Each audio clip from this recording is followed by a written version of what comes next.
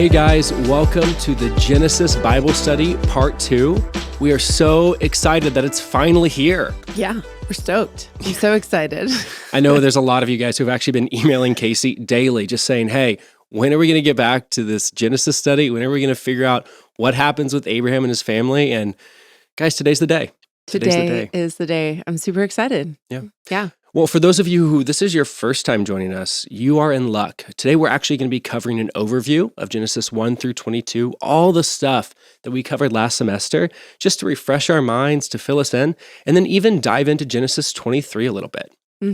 Yeah.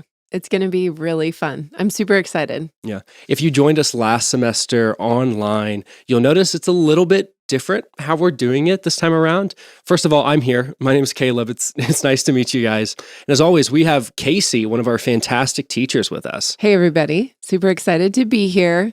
Yeah, kicking us off for Genesis Part 2. Additionally, we wanted to incorporate a little bit more, community and dialogue in this. So we actually have a fantastic panel of Zoom participants. We got Lacey, we have DJ, we have Noah, and we have Chloe. Guys, go ahead and wave for us. So they're here. They're going to be popping in, asking some questions, kind of engaging as Casey and Stephen and Blake in the coming weeks talk to us about the wonderful book of Genesis and talks about how it can help us be better disciples of Christ. Yep. Yeah. Before we jump in, there are a couple things that we like to cover. If this is your first time, make sure you check the emails we've sent you. We've provided some wonderful resources about kind of our Bible study philosophy. Why are we doing this? Yeah. What is this? What is the purpose of this? As well as some other stuff. Casey, why don't you tell us a little about that? And if you find this Bible study on YouTube, you can actually go back and find those Bible study philosophy videos that we highly recommend you watch before you actually start engaging with this Bible study. It's very important. It's going to give you all the steps that you need to actually get the most out of this study. So go back and watch those videos. That's perfect. I love that. Well, I'm excited to jump in, but I know we have a couple of, baseline questions we got to hit. Yes. So Casey, tell us just in general, who wrote the book of Genesis? Who wrote this? What is this for? Yeah, so it's really important that we set the stage because with any book of the Bible, this is an ancient book. It was written to an ancient people in an ancient context. So it's important that we know these simple questions before we start out and we approach this text with that lens. So we believe in Mosaic authorship of Genesis, and he may have had some editorial help, but mostly it's his voice that we're reading on these pages. So when you say Mosaic, what does that mean? Moses. Okay, cool. Yeah. Sorry, Yes, Moses. That's fantastic. In fact, we believe he wrote the entire first 5 books of the Bible. So Genesis, Exodus, Leviticus, Numbers, and Deuteronomy. Gotcha. Yep. That's amazing. So you said Moses wrote it. You said this is an ancient document, not, written to a certain people. Who was it written to, and why is it important that we know that? Yeah. So it was written to the ancient Israelites as they were coming out of slavery in Egypt. They are in the wilderness about to enter the promised land. And this is the introduction to who their God is and how this God interacts with them as people. So this book was written by Moses to the ancient Israelites so that they would know who God is as they go into the promised land. And this is an important aspect of this book that is going to come up over and over again as we study. Yeah, that is beautiful. Maybe I'm just thrown off. So you're telling me this book is not about how old the earth is? Actually, no. Yeah. It's more about who God is. And it's not as much about the how of how creation began, how old the earth is. It's more about the why of creation. So I love that. And I think I actually answered the third question that we're going to be asking, which is when was it written? And we know that it was written as the Israelites were coming out of Egypt and they were in this wilderness experience and they were about to enter into the promised land. That's great. Yep. So you said this ancient book, ancient people, Moses, we're covering a lot here. hmm What kind of writing is this? Are we reading fiction? Are we reading poetry? Are we Yeah. reading We sci-fi? we are actually reading historical narrative. Mm. So one thing I love about the Bible is that it has tons of different genres, but the genre that we are reading in Genesis is historical narrative. So that means that it's history, but it's also told in the form of a story. Yeah. I love that. Yeah. I love that. And then what would you say are some of the maybe central themes or key ideas that we want to be looking for as we're jumping into Genesis? Yeah, we are looking at who God is, what is the character of God, but also what does he expect out of his image bearers? What does he desire for humanity? So what does that covenant relationship look like? That's one of the central themes of this book is who is this God and can we trust him? And those are the two questions that Genesis is going to be revisiting over and over again.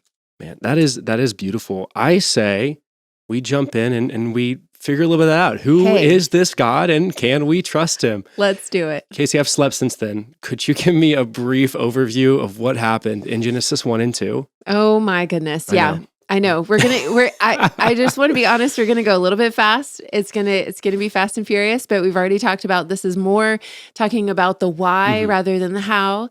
It's talking to the recently freed ancient Israelites. And what we see here in Genesis 1 is that God is a generous and purposeful creator. Hmm. And he is making space. So he's separating the cosmic waters. There's the sky, there's the sea, and then there's the land, which is very important. And he's bringing order out of chaos. And then as he's creating this space, he's actually filling it. So that's one of the biggest things we see in Genesis 1 is that there's order that is coming out of chaos. We see at the beginning, the earth is without form and void. Some translations might say that it's wild and waste. Well, this is God being who God is, pushing back the cosmic waters or the darkness, creating order and creating space for his image bearers to come and cultivate the creation that he has put there for them. He gives them all the raw materials that they need. And then he says this, let us make man in our image, in our likeness, and let them have dominion over the fish of the sea, over the birds of the heavens, over the livestock, over all the earth, over every creeping thing that creeps on the earth. So God created man in his own image. In the image of God, he created him, male and female, he created them. So you'll see that Genesis chapter 1 is actually broken up into 7 days. And the first 6 days are characterized by, and there was evening and there was morning. But on the 7th day, you actually don't see that at all. And so what we're actually seeing is this day that God commemorates as he comes to dwell in his cosmic temple, because what he's creating with the Garden of Eden in chapter 1 of Genesis is just that. It's a cosmic temple where he intends to dwell forever with his image bearers who he has commissioned to care for his creation. And so you see this first glimpse of the kingdom of God. One beautiful definition of kingdom that I think is really appropriate here is it's God's reign through God's people over God's place. That's Genesis 1. And then Genesis 2 zooms into this priestly role that Adam and Eve have in this cosmic temple. And so you see that they are commissioned to work and keep. And this would have been language that was super familiar to the ancient Israelites as temple language. And we're introduced to the tree of life. And we're introduced to the tree of the knowledge of good and evil.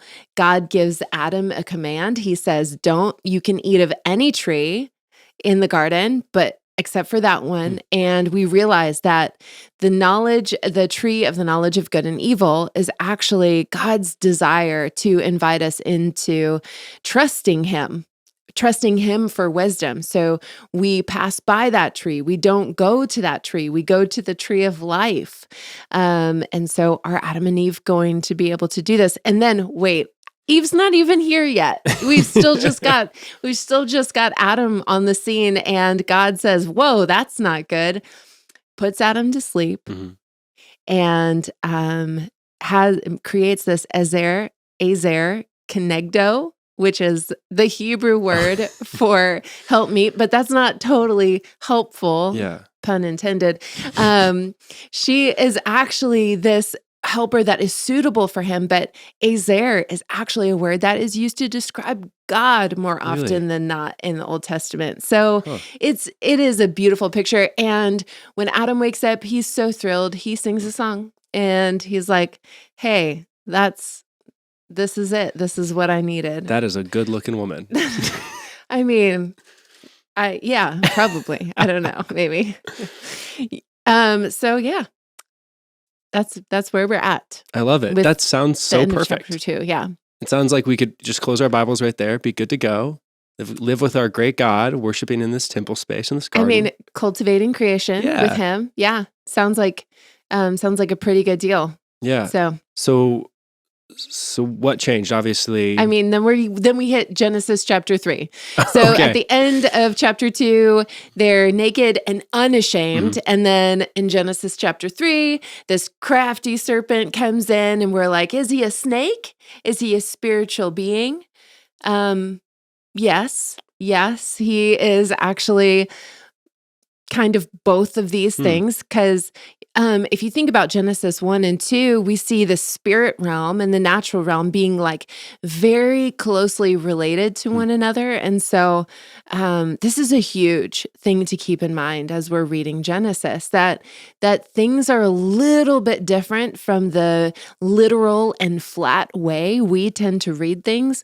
There's oftentimes more going on than we think. And so here we see Adam and Eve choosing human wisdom over wisdom obtained from a relationship with God. The serpent brings up this question, and he plants a seed. Can you really trust God? And Eve, and she ends up eating the fruit. She gives it to Adam, and we see this pattern of her looking at the fruit, kind of appraising it, seeing that it's good for wisdom, taking it and eating. And so this is a pattern that we see over and over throughout Genesis, this pattern of seeing and taking and kind of using human wisdom instead of trusting God. And so it ends up being this kind of downward spiral that we keep seeing. So then we see something really beautiful. God comes to Adam and Eve in the midst of their shameful state. They are hiding from him, and they were once naked and unashamed, and now they're naked and completely vulnerable and humiliated. And God pursues them, and he invites confession. So unfortunately, rather than confessing, they shift the blame. And God pronounces a curse on the serpent and on the ground. And the consequences of the curse are life-altering for Adam and Eve. But the cool thing is that in Genesis 3:15, you have this whole pronouncement of this curse, but you also see something really redemptive. It says, God says that the serpent will bruise the heel of Eve's seed, or her offspring, but the seed, or the offspring of Eve, will crush the serpent's head. So this is what we call the I can't say it. Wait, what? Try to say it. Oh, okay. The Proto-evangelion. That's what I was going to say. I did it. That's for sure. That's what I was going to say. Exactly. Yeah, like that. you were totally going to say that. Yeah. I didn't have enough confidence in myself that I'd be able to say it, but I did. You crushed it. So anyway, yeah, God's pronouncement of judgment does not go without the promise of redemption. And that is how we end chapter 3. They're expelled from the garden because they do not trust They don't trust God. They choose their own wisdom above God's wisdom. And there's a cherubim with a flaming sword put at the entrance of the garden. And what are they going to do? Are they going to be able to get back into God's presence? We don't know. That's Yeah. kind of the tension that arises is, wait, we were created to be with God. Are we going to be able to get back to that reality? And then we have this other question that's introduced is, where is this snake crushing seed? Where is this offspring of Eve? So we kind of have our eyes open to that. Gotcha.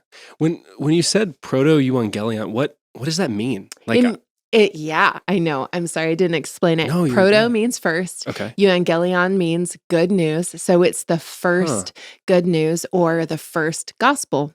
Huh. Yeah, it's the first hint of redemption that we see in the scriptures. See, I've always read those verses as like God cursing them. How is that the first good news? Well, God actually curses the serpent and he curses the ground. And the results of those curses do affect Adam and Eve, but God is relentlessly for humanity. Yeah. Yeah, I never seen it that way. So, Genesis 4 and 5, you see them outside of the garden. They're trying to get back in. And so then you are introduced to their two sons, Cain and Abel. And you want to keep an eye on this theme of two sons throughout Genesis because this brother theme, because it's going to come up over and over and over again. But they offer a sacrifice at the door of the garden because remember, they're trying to get back in. So they're offering the sacrifice and Abel's is accepted. Cain's is rejected. Cain does not like that. And God says, listen, Cain, you have a choice here. Sin is crouching at the door and its desire is for you. And Cain ends up, instead of humbling himself before God, he kills his brother. And so he's sentenced to wander in the wilderness. Well, his sin precipitates over time, over generations. And then you see later on in generations, you see this guy named Lamech, and he is a descendant of Cain. He actually boasts about killing people. So you see just like the disruptive nature of sin on humanity. You start to see a little bit of what we saw where it says the earth was without form and void. We see the introduction of chaos coming back again. And that actually leads us into Genesis 6. And so the first few verses of Genesis 6, we get some weird, like there's some weird stuff going on in those first few verses. And I'll just say this, some type of boundary is breached. Some say it's by spiritual beings, some say it's by humans. But again, we know that from the beginning, Genesis is the spiritual and the material world are intimately connected. So when a spiritual boundary is breached by spiritual beings or by humans that is not ordained by God, there are consequences. And so the world has devolved into chaos and God hands humanity over to their desires. A life without him, devoid of his presence. So, but then who do we have? We have a little bit of promise. Yeah. We have the introduction of a guy named Noah. And his name actually sounds like the Hebrew word for rest. So we're kind of thinking back to that seventh day rest. Oh, are we going to go back there? Wait, I see some snake crushing seed potential in Noah. Is this it? The scriptures say he's righteous and blameless. Come on, we're here. We got it. And God chooses to preserve the future of humanity through him. But Genesis 6 through 9, it's this picture of decreation and recreation. If Genesis 1 is God holding back the chaos waters, Genesis 6 is God removing his hand. And after the flood, Noah offers a sacrifice. God promises to never again curse the ground because of man. Though the intention of man's heart is evil from his youth, then God recommissions Noah to be fruitful and multiply. But at the end of chapter 9, yikes. We didn't get there, huh? Oh, we see that in spite of Noah's exemplary behavior, he's still vulnerable to sin. And Canaan is cursed because of his father Ham's behavior. So Hmm. Ham is the son of Noah, and Canaan is the son of Ham. And so there's a whole bunch of things that we could kind of unpack about that. Like, why is Canaan cursed?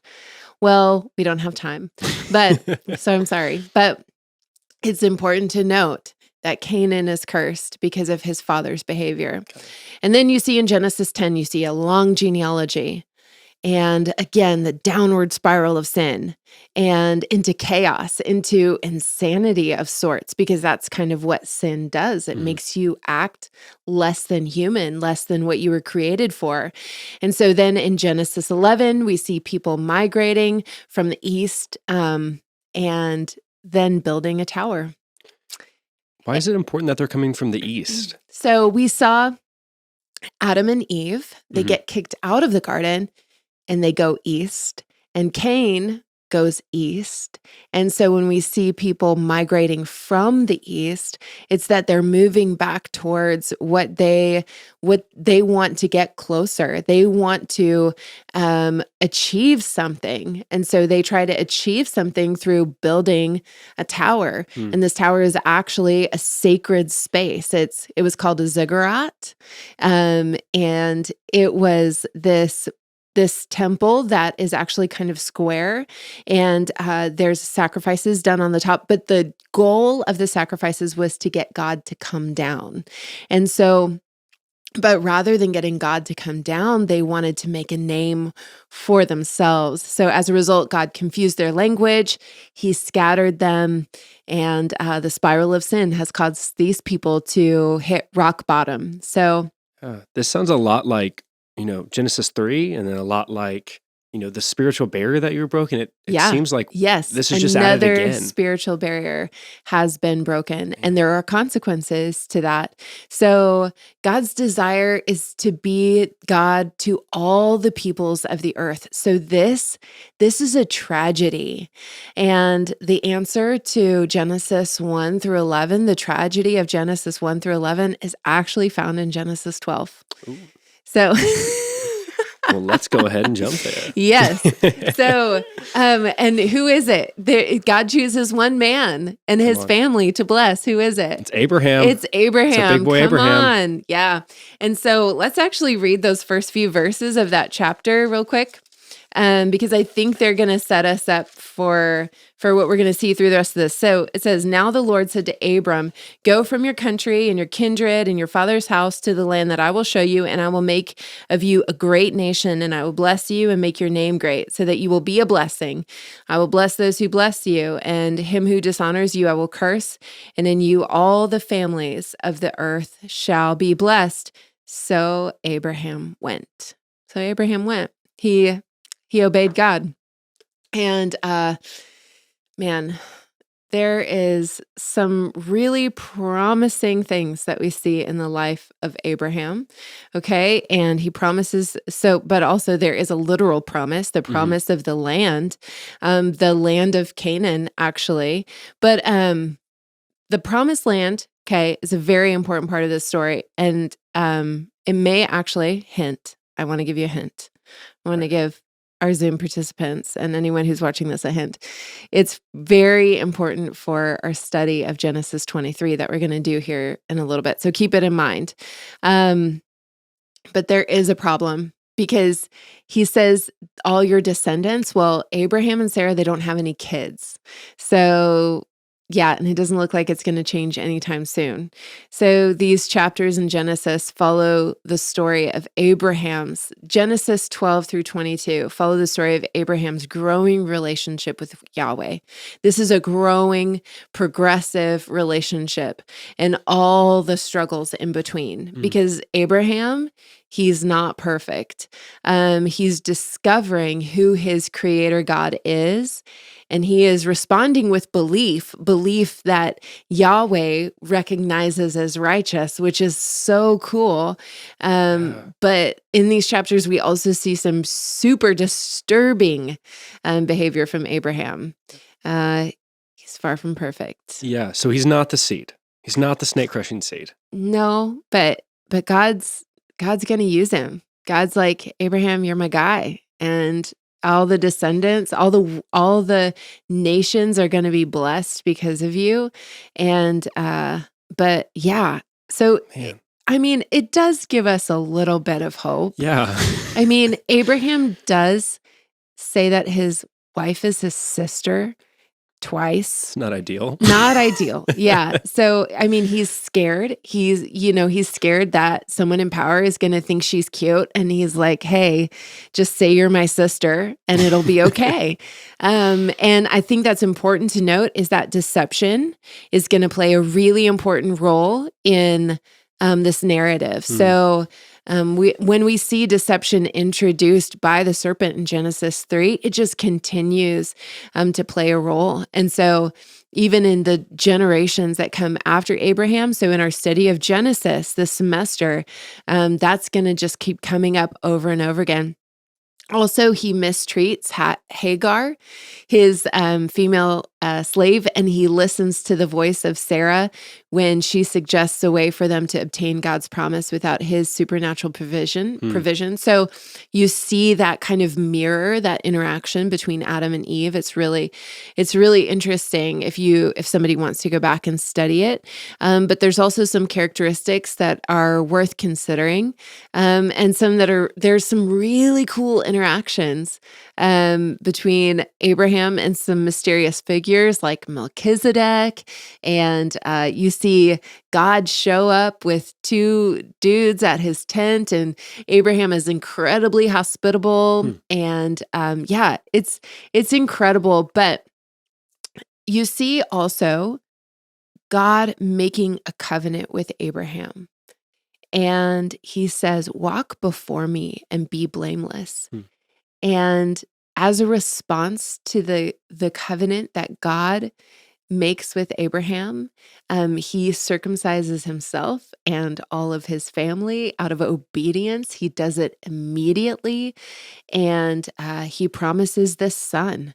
And eventually, he has a son. He has a son through Sarah. And for a while, he was trying to. So Sarah had this idea, hey, let me give you Hagar. She can do this. Like we can get this thing taken care of. And he does have a son through Hagar, and his name is Ishmael. And there's so much drama to unfold and unpack there that unfortunately we don't have time for. But then again, you get this two brother dynamic that comes up, Ishmael, and then you have the promised son that came through Sarah. As questionable as their behavior may have been sometimes, they trusted God. They trusted God when it didn't make sense. They were loyal to him in a land that did not like them at all, in the land that they were foreigners and they were aliens. And then they obeyed him immediately. But the last thing that is important to note as we're wrapping up kind of our overview of Genesis 1 through 22 is in chapter 2, not chapter 2, chapter 22, God tells Abraham to sacrifice his promised son. And as Abraham is about to follow through with it, God provides. He provides a ram in a bush.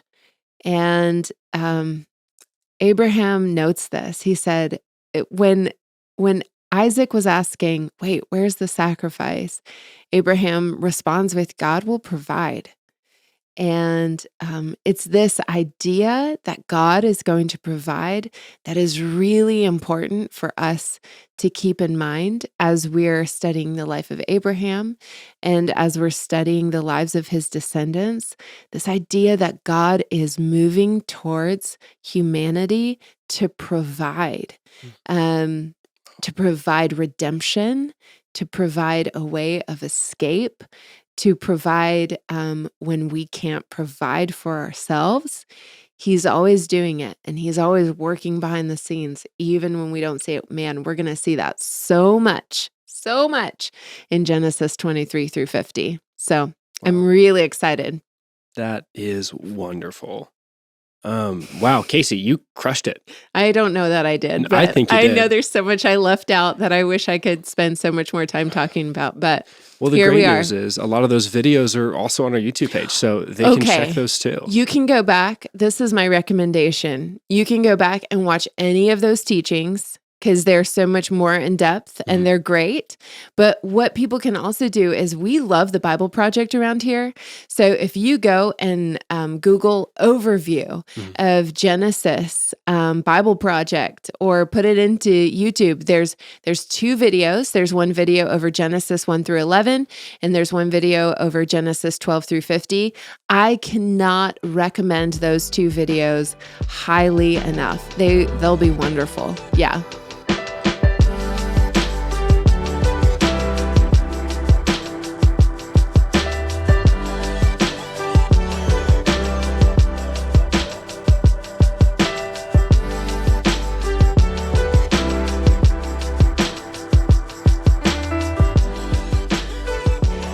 All right, Caleb. So we pulled a fast one on people. Typically, on our first night of Bible study, we just do an overview. We don't make you work super hard. We answer some basic questions, but we thought, why not? Let's Why try not it. just jump in to Genesis 23?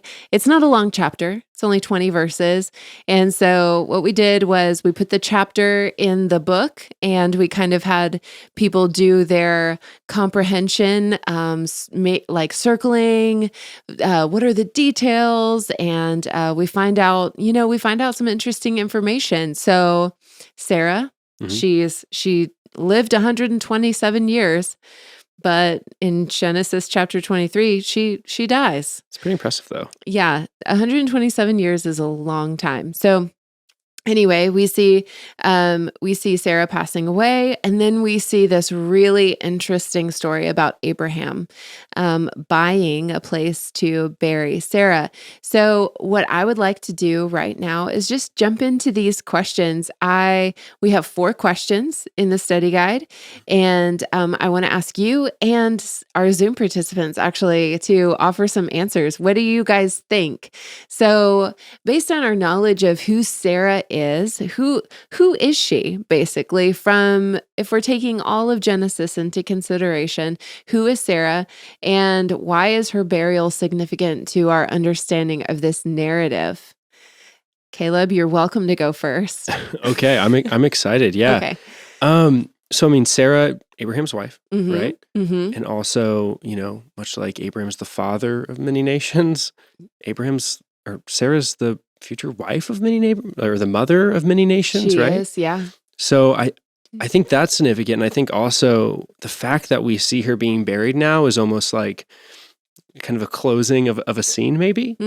Like, Mm-hmm. if they're supposed to have all of these generations, and we've seen countless examples of, Abraham and Sarah hedging their bets with Hagar, or, Yeah. by kind of saying, oh no, this is my sister, right? These ways of trying to make things happen their own. This is it. Like, if she's gone, Yeah. Isaac's it. Yeah. And I think that's could be maybe significant. I don't know. You tell me. Yeah. Well, it's interesting that you have chapter 22 where there was this offering of Isaac and then you have the death of Sarah. These are 2 intense, grieve-worthy narratives that are coming back to back of one another. And so, yeah, if you've got Genesis 22 on your mind and then you're going into Genesis 23, it's going to be kind of an intense experience. So, I'm interested to hear about if anybody else has any thoughts about Sarah. So, Yeah. Lacey, do you wanna pop up? You have a pretty good question here. We'd love to discuss maybe. I don't have any questions about Sarah. I think, it's just impressive that she lived so long, especially having a kid so late in life. That's just impressive to me, just in general. Mm-hmm. yeah, Sarah is impressive for all of us women who are of childbearing years. And yeah, her age is something to be admired. And yes, I believe, but her burial being super significant to this narrative is, yeah, super important as well, kind of like Caleb was pointing out. So Yeah. she is this mother figure that is kind of She's gone. she's gone. Yeah. Yeah. I think Noah also has something to pop up and say. Noah, why don't you hop on for us? Yeah, just like you were saying, I think it's pretty significant that it's that end of the era with Sarah, and just the fact that, yeah, that finally that they had a son, and Abraham's been named the father of many nations. And then you think, whoa, from just one son, that's going to be it? Because you probably were expecting, oh, he's going to be the father of many nations. Well, he better start having some more kids. And so the fact that there was only one son from that, and then she dies, maybe like, is he really still the father of many nations? I think there's still a lot of questions to be answered from that. Yeah, absolutely. That's a great answer. Yeah. So this is a pretty straightforward question. How does Abraham describe himself in Genesis 23, verse 4? He says, I am a sojourner and a foreigner among you. Give me property among you for a burying place that I may bury my dead out of my sight. So yeah, he says he is a sojourner and a foreigner, which is interesting when you think about that he's in the land that God has promised him. But this is how he refers to himself. And then it's also interesting when you consider the third question, how do the Hittites describe Abraham in Genesis 23:6? So I would love for someone to venture to answer this question, and then what could be the reason that Abraham's depiction of himself is so different from what the Hittites observe. What do you guys think? I can share. And this may not be right at all, but my feeling when I read that was how I was struck by how like losing something dear to you can make you feel separate from wherever you're at. Like, okay, I have something on the other side now. And so there's like this death of Sarah, and then he's like, I'm a foreigner here. Like, this isn't where my hope is or where my treasure is. I have something on the other side now, was kind of how I thought about it. He also may have just been really humble and was like, I'm a foreigner. And they were like, you are a god. So, you Yeah. know. I do think it's interesting. Like it's constant throughout Abraham's life that he doesn't see what other people see about him.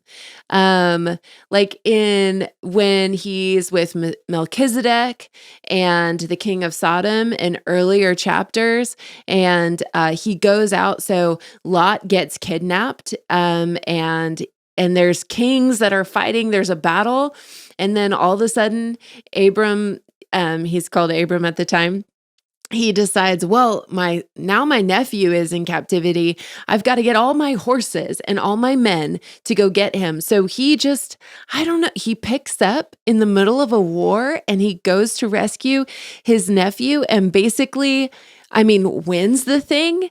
And he just doesn't get it. He doesn't see himself, I don't think, the way that other people see him, or that idea of status and power for some reason isn't top of mind for him in worldly or human terms, which is really interesting to consider for sure.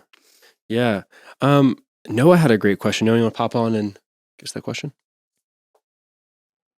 Yeah, is, kind of how he's talking, and the people that are talking to him use such kind of grand language to introduce him, whereas he's just like giving very much like facts. This is who I am. Do you almost think he's in a state of mourning still? Like he's just kind of still down about life because the person he's been with for so long is now dead. And so he's probably just like, I'm just going to do what needs to be done and not worry about anything else. Yeah, I think that there's maybe a little bit of that. I think more than anything else, there's this idea just proper ways to come to ask for a favor in a land that isn't yours. Hmm. So the fact that he is coming to actually ask for this burial plot is interesting because the Hittites, they're familial. They're not going to want to sell a piece of land to someone who is a foreigner and a stranger. And so, but he's coming just saying, hey, this is what has happened to me.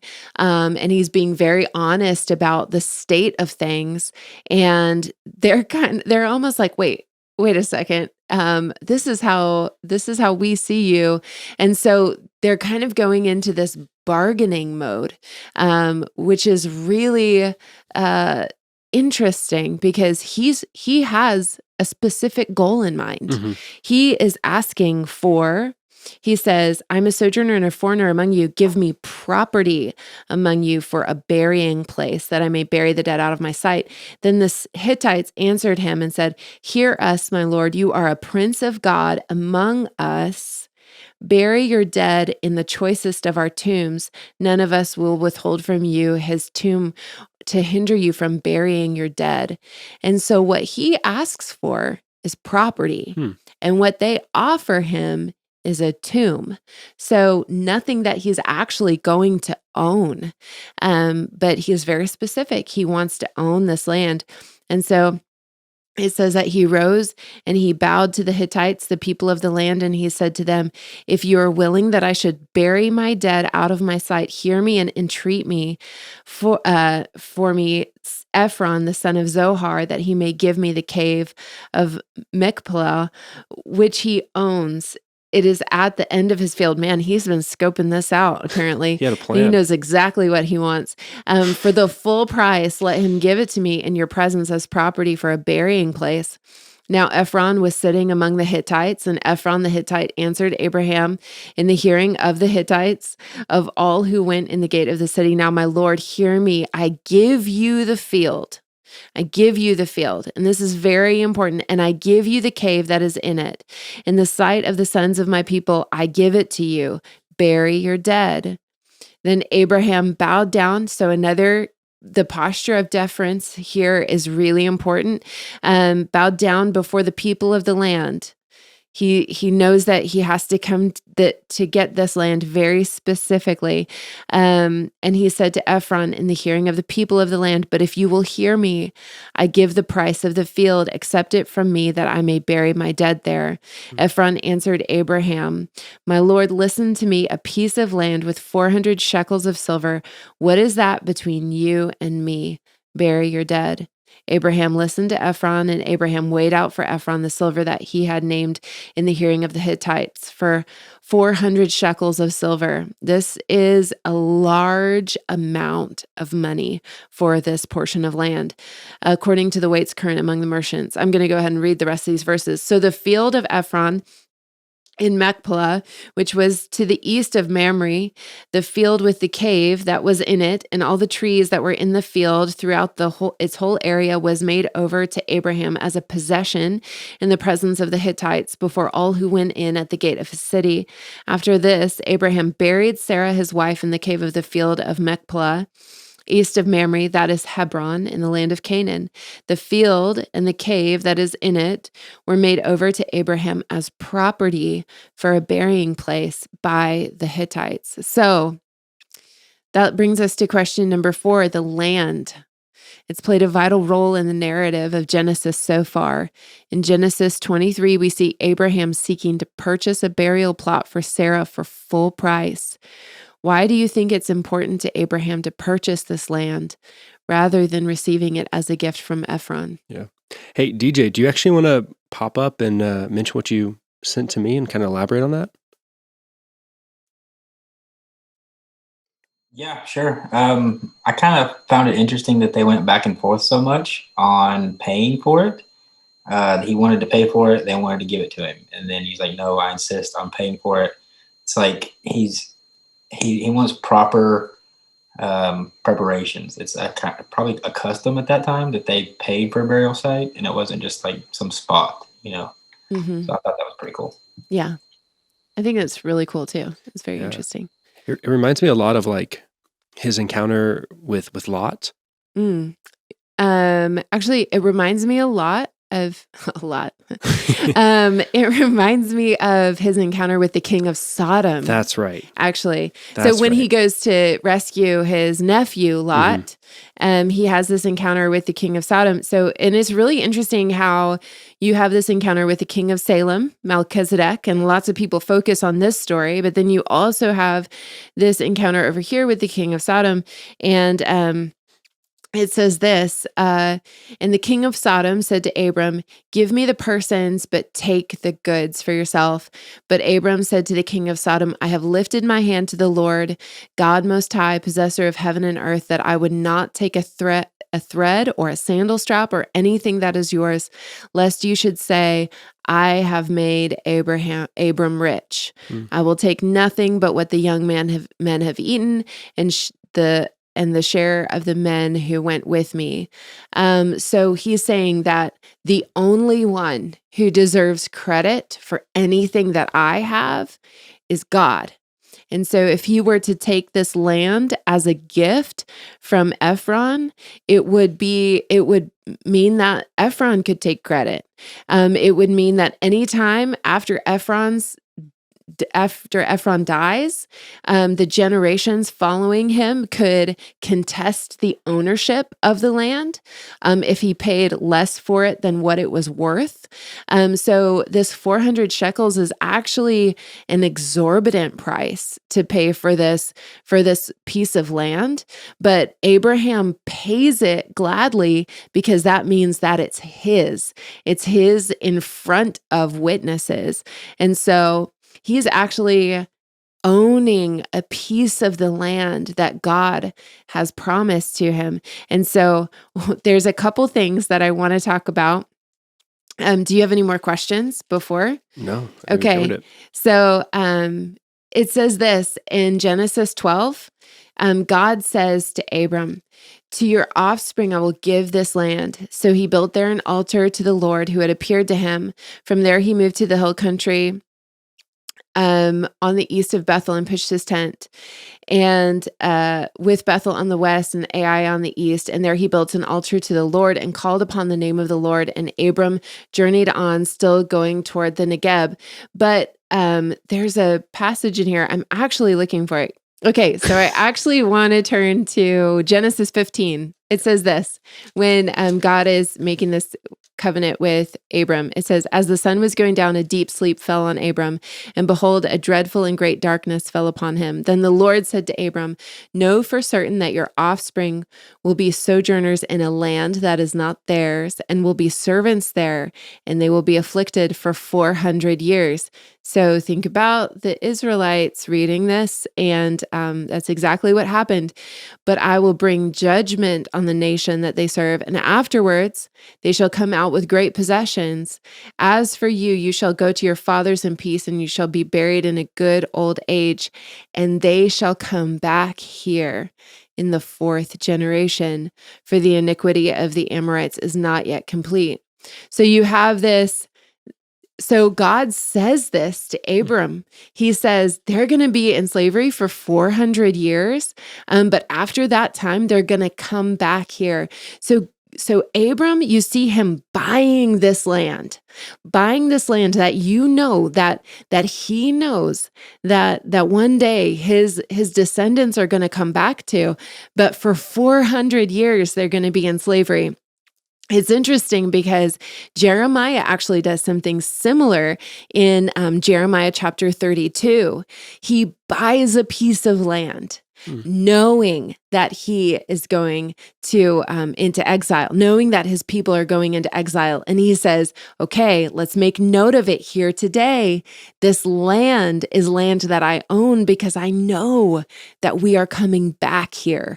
And so that's so deeply significant to the story of the Israelites, that this land is important.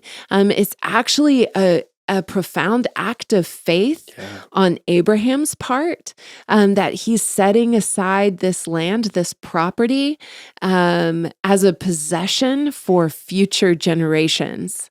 It's very cool. Yeah, it's truly it's truly acting on faith of the promise we see in Genesis 12. It's Hmm. saying, "Hey, my wife might have passed. I might have, I might just have Isaac, but Lord, that is enough." Yeah. And I think that's what's beautiful. Yeah, that's so good. So, any other questions or comments? Any other thoughts that you guys would like to add? I have one. Just as you guys are talking about it, I'm just thinking how cool it is that over and over we saw Abraham like trying to kind of almost get away with something with Sarah, like she's my sister, or like we're gonna do things a different way, or kind of like skirt the rules or try to find a different path. But then with her burial, there's so much honor and like everything is done correctly above and beyond. I just think that's really cool for her, like the end of her story to be one of like, no, he's gonna pay the largest price and have this like very sacred space. So that was a very significant ending to her chapter. Yeah. Wow. Yeah, that's very cool. Okay, so I don't have anything else for us tonight. Yeah, we have plenty to mull over before next week. We really do. I mean, this is my recommendation. Read Genesis 1 through 22.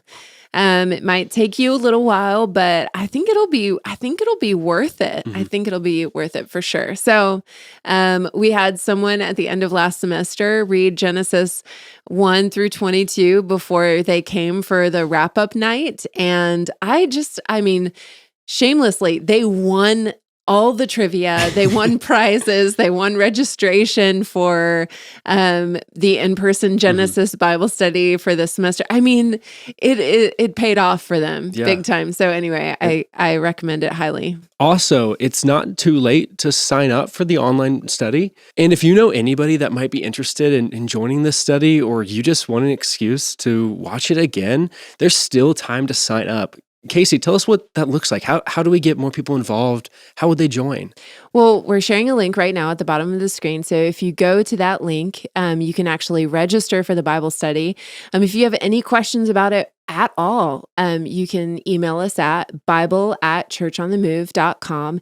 In fact, if you have any questions about what we've discussed tonight, Genesis 23, Genesis 1 through 22, if you want to send those questions to us at bible@churchonthemove.com, we want to answer them. We want to take some time to engage with you, engage in community, and kind of cultivate a conversation. So we'll be doing that in different ways throughout the week. Sometimes we'll be sharing those questions during our time together. But we want to encourage you. Start the conversation. We love talking about this stuff. So email us at bible@churchonthemove.com. I love it. Awesome. Casey, do you want to close us out in prayer tonight? I would love to. Father God, you are so kind and you are so good, and we are so thankful. There's not a time where I come to your word and I leave disappointed. God, you are continually at work. And so, Father, I thank you for the ways that you are moving towards us in the power of your Holy Spirit, illuminating the scriptures for us so that we can become more and more like your Son, Jesus. I thank you so much for this time and this opportunity. We do not take it lightly. So, Father, thank you for this week that we have coming up, that as we engage in the study of the scriptures, that you would show us yourself more clearly. And we ask you all of this in Jesus' name. Amen.